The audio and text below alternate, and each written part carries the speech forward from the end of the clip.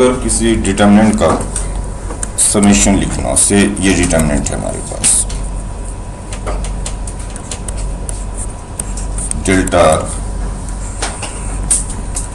F of R G of are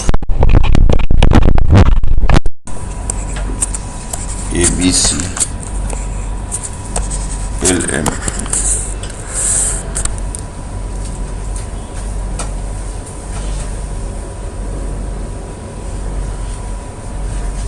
में A B C L M N constant quantities है, R variable है, F of R G of R H of R ये R के functions हैं। तो variable सिर्फ एक रो में है, पहले वाले रो में, बाकी के दो रो कांस्टेंट। आप डिटरमिनेंट का समेशन डायरेक्टली तभी कर सकते हो जब वेरिएबल सिर्फ एक रो या सिर्फ एक कॉलम में। अगर एक से ज़्यादा रो या एक से ज़्यादा कॉलम में वेरिएबल हो तो डायरेक्टली समेशन नहीं कर सकते। वैसे केस में पहले आपको डिटरमिनेंट की वैल्यू निकालनी पड़ेगी, क्योंकि वैसा भी समेशन पूछा जा सकता है जिसमें एक से ज़्यादा रो में वेरिएबल हो या एक से ज़्यादा कॉलम में वेरिएबल हो। तो वैसे केस में फिर आपको क्या करना पड़ेगा कि पहले डिटरमिनेंट की वैल्यू निकालनी होगी और जो वैल्यू निकल कर आएगा फिर उस पर समेशन लगाएंगे, यानी वैल्यू पे समेशन। डायरेक्टली समेशन नहीं कर सकते। डायरेक्टली समेशन सिर्फ और सिर्फ तभी पॉसिबल है जब वेरिएबल सिर्फ एक रो में हो और सिर्फ एक कॉलम। मान लो ये डेल्टा आर की वैल्यू, इसके मैंने पहले रो में वेरिएबल लिया हुआ है, F of R G of R H of R के फंक्शंस हैं, बाकी सारे कांस्टेंट हैं। या किसी एक कॉलम में वेरिएबल हो, बाकी सारे कांस्टेंट। और सपोज हमें इसका समेशन लिखना हो, समेशन डेल्टा आर वेरी कर रहा है 1 से लेकर n तक, आर 1 से n तक है और हम समेशन डेल्टा आर लिखना चाहते हैं। तो कुछ नहीं करना आपको, जिस रो या जिस कॉलम में वेरिएबल है सिर्फ उसके हर एक एलिमेंट पे समेशन लगा देना, बाकी को कुछ नहीं करना। तो हम क्या करेंगे, लिख देंगे summation F of R varying from 1 to G of R varying from 1 to n, summation H of R varying from. जो बाकी की दो रोज हैं वो एज इट इज छोड़ देंगे।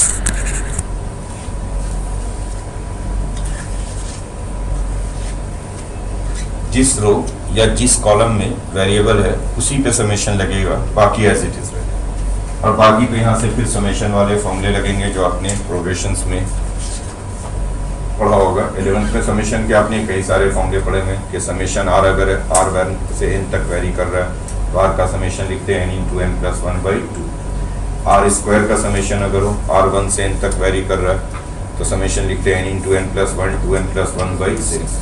आर क्यूब का समेशन हो आर 1 से n तक वेरी कर रहा है तो समेशन लिखते हैं n square n plus 1 whole square by 4। Constant का समेशन हो तो कांस्टेंट का समेशन होता है constant multiplied by number of terms. इसके अलावा बाइनोमियल में भी आपने समेशन पढ़ा हुआ है कि अगर NC 0 से NC n तक ऐड करेंगे, यानी NC R का समेशन हो जिसमें R वेरी कर रहा है 0 से n तक, तो NC 0 से NC n तक का समेशन हो जाता है 2 raised to n। इसके अलावा ये भी ध्यान में रखिए कि अगर कभी भी कोई पावर का समेशन हो, जैसे पावर का मतलब ऐसा हो 2 raised to r, तो समेशन जो बनेगा वो हमेशा जीपी बनेगा। जैसे मान लो 2 raised to r का समेशन लेना, r वेरी कर रहा है 1 से n तक, 2 raised to r या 3 raised to r या 4 raised to r जब भी एक्सपोनेंशियल हो, पावर के फॉर्म में हो, तो जो समेशन है वो एक्चुअली जीपी बनता है। जब आप इसमें r को 1 से n तक रखोगे तो r को 1 से n तक रखने पे ये होगा 2 raised to 1, 2 raised to 2, 2 raised to 3, कहाँ तक चला गया ये 2 raised to n तक। और ऑब्वियसली ये जीपी है, इसका फर्स्ट टर्म 2 है, कॉमन रेशियो 2 है, नंबर ऑफ टर्म्स n। और sum of n terms of GP का फॉर्मूला आपको पता है, a r raised to n minus 1 over r minus 1। This is sum of n terms of a GP with first term है common ratio r। तो यहाँ पे first term 2 है, common ratio भी 2 है और नंबर ऑफ टर्म्स तो n ही है। तो वही इसी फॉर्मूले से अगर सम लिख दें तो इसका सम हो जाएगा 2 into 2 raised to n minus 1 over 2 minus 1। समझ में आई बात?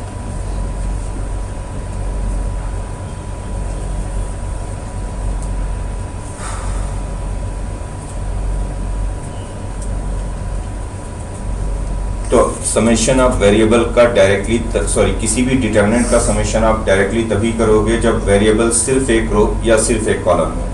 समेशन लिखने को कहा जाए तो जिस रो में या जिस कॉलम में वेरिएबल है उसके हर एक एलिमेंट पे समेशन लगा देना, उसके बाद समेशन का फॉर्मूला लगाना है एंड देन जो वैल्यू निकलेगी वो निकालना। लेकिन अगर एक से ज़्यादा रो या एक से ज़्यादा कॉलम में वेरिएबल हो तो प्रोसेस जस्ट उल्टा हो जाएगा, यानी पहले हम डिटर्मिनेंट की वैल्यू निकालेंगे एंड देन समेशन लगाएंगे। अगर वेरिएबल सिर्फ एक रो या सिर्फ एक कॉलम में तो पहले समेशन लगाएंगे, बाद में डिटर्मिनेंट की वैल्यू निकालेंगे। अगर एक से ज्यादा रो में वेरिएबल होगा तो उल्टा कर देंगे, पहले डिटर्मिनेंट की वैल्यू निकालेंगे, जो डिटर्मिनेंट की वैल्यू निकलेगी उस पर समेशन लगा देंगे, जो भी समेशन होगा। लिखिए question.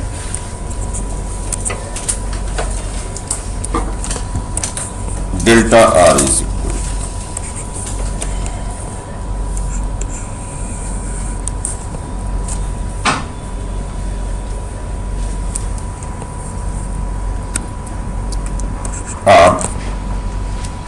Are square R cube.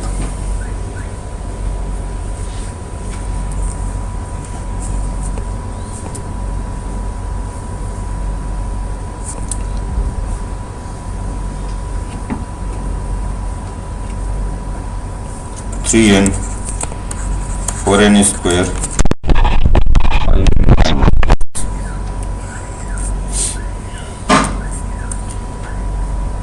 Six N square plus six N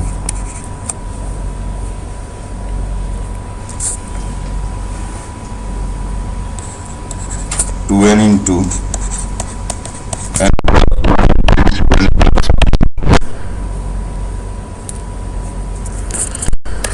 three N square into N plus one whole square. ये डेल्टा है। Find summation delta r varying from 1 to n, ये find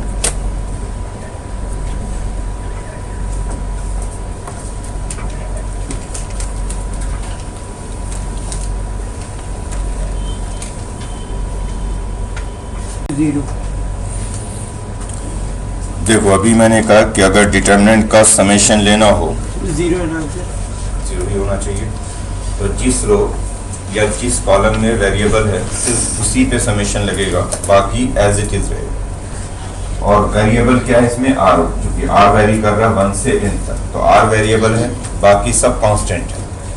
तो जब हम summation लगाएंगे delta R पे, R varying from 1 to n, तो पहले वाले रो में से समेशन लगेगा, बाकी सारा एज इट इज रहेगा। तो जब हम इसे लिखेंगे summation delta R, R varying from 1 to n, तो बस फर्स्ट रो पे समेशन लगा दो इसको,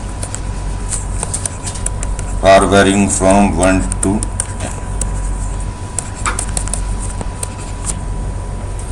बाकी कुछ नहीं करेगा। और अब इनका फॉर्मूला यूज करो। फॉर्मूले याद रखना इसलिए जरूरी है। आर का समेशन क्या होता है? n इंटू एन प्लस 1/2। आर स्क्वायर का समेशन होता है n प्लस 1 2n प्लस 1/6। और आर क्यूब का समेशन है n square n plus 1 whole square by 4। जो नेक्स्ट टू रोज हैं उनको हम कुछ नहीं कर रहे हैं, फिलहाल ऐसे ही छोड़ दे रहे हैं। 3n 4n square 5n minus 6 6n square plus 6n 2n into n plus 1 into 2n plus 1 3n square into n plus 1 whole square. ये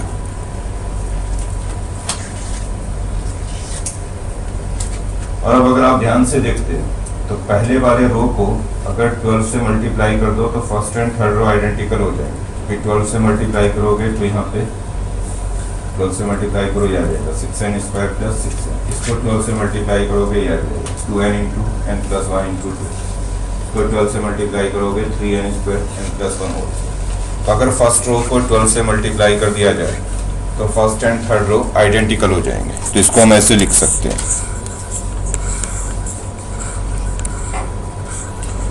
बाहर क्योंकि 12 से मल्टीप्लाई कर रहे हैं तो बाहर 1/12 लिखना पड़ेगा। आप यहाँ पे चाहे तो लिख देंगे मल्टीप्लाइंग फर्स्ट रो बाई 12। पहले वाले रो को आप 12 से मल्टीप्लाई कर रहे हैं, लेकिन जब आप चूंकि 12 से मल्टीप्लाई कर रहे हो तो साथ के साथ उसको बैलेंस भी करोगे, यानी बाहर 1/12 लिखोगे। और पहले वाले रो को 12 से मल्टीप्लाई किया तो यहाँ पे आ गया 6n स्क्वायर प्लस 6n, यहाँ जाएगा 2n into n plus 1 into 2n plus, और यहाँ 3n square into n plus 1 whole. Second row को तो हमने कुछ किया नहीं है और ना ही थर्ड रो में कोई चेंज किया है।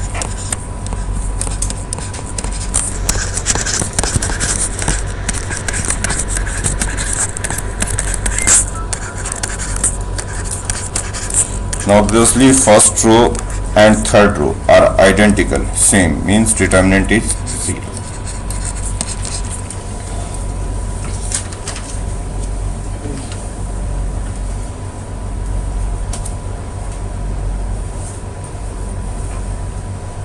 Next,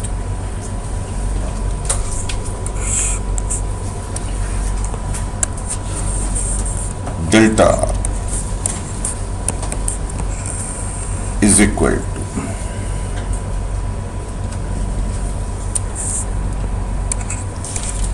NCR 2 raised to R 1 5 0 minus 1 2 raised to n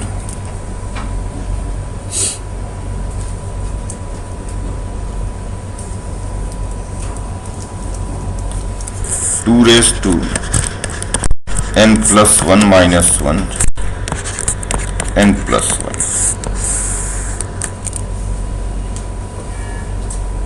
ये delta find summation delta r varying from 0 to n।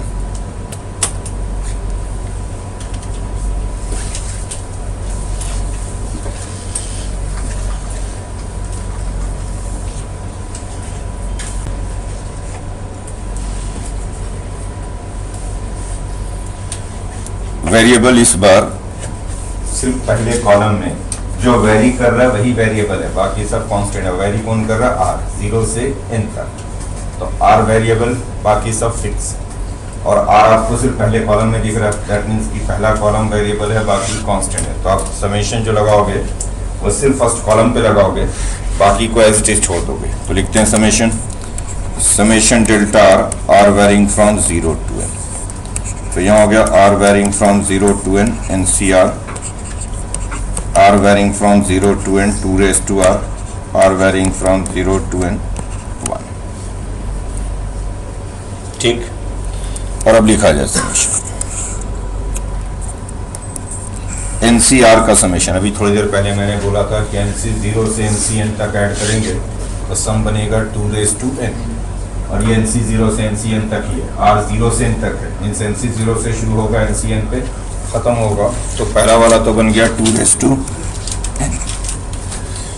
दूसरे वाले पे आते हैं ये 2 raised to r का समेशन। जब भी पावर का समेशन हो 2 raised to r 3 raised to r 4 raised to r, वो GP बनेगा।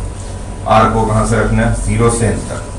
r 0 रखेंगे तो 2 raised to 0, then 2 raised to 1, 2 raised to 2, 2 raised to 3। तो एक्चुअली ये GP बनेगा। अगर आप GP का सम निकालोगे तो GP बनने वाला 2 raised to 0, 2 raised to 1, 2 raised to 2, ऐसे कहाँ तक? 2 raised to n तक। r की वैल्यू 0 से n है, तो 2 raised to 0 से 2 raised to। Now this is a GP with first term 1, 2 raised to 0, common ratio 2, and number of terms is n plus 1। ध्यान दे r 1 से शुरू नहीं हुआ, r 0 से शुरू हुआ, इसलिए नंबर ऑफ टर्म्स इसमें n नहीं है, n plus 1 है। तो GP वाला फॉर्मूला लगाओ। GP का फॉर्मूला क्या होता है? a r raised to n minus 1 over r minus 1। a is 1, r is 2, n की जगह पे लिखना है n plus 1, क्योंकि number of terms n plus 1 है, minus 1 over r minus 1। बोलो ठीक। a GP वाला फॉर्मूला लगाया, a r raised to n minus 1 over r minus 1, sum of n terms of GP। तो a 1 है, r2 है, common ratio, number of terms n plus 1 है, यहाँ पे n की जगह पे हो गया n plus 1 minus 1। तो क्या बना ये? 2 raised to n plus 1 minus 1। बोलो ठीक। और तीसरा वाला जब समेशन लेंगे इस 1 का, ये कांस्टेंट है, कांस्टेंट का समेशन होता है constant multiplied by number of terms. 1 का समेशन है, n+1 टर्म है तो सम हो जाएगा ये 1 × n+1 यानी n+1। बाकी 0 -1 2n 2n+1 -1 n+1। फिर से आप देखो first and third column identical है, इसलिए वैल्यू हो गई 0। जो फर्स्ट है वही करें।